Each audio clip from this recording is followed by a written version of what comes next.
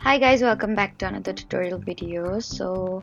In today's video, I'll show you how to fool seekers in Meccha Chameleon. So if you want to survive longer and make seekers walk past you without noticing, just follow along. First, understand that hiding is not only about matching colors. A good disguise requires three things. Those are the right location, the right paint, and the right pose. Start by choosing a hiding spot that matches your character's size and shape, and avoid hiding in open areas where your outline is easy to see. Next, use the eyedropper tool to copy the exact colors from the environment and do not just match the main color. Pay attention to shadows, brightness, patterns, and small details that make the object look realistic. And after painting, choose a pose that makes your character look like a part of the environment.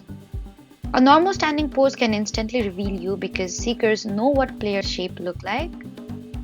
Instead, you need to try to match the shape of nearby objects. Next, think like a seeker. Ask yourself, where would you search first? And avoid spots like empty corners or places that look too perfect. Another important trick is controlling your movement. Even the best camouflage can fail if you move at the wrong time. You should also use the environment to your advantage. You can hide near objects with similar colors, use darker areas when possible, and avoid places with strong lighting that makes your character stand out. And before the round begins, do a final check.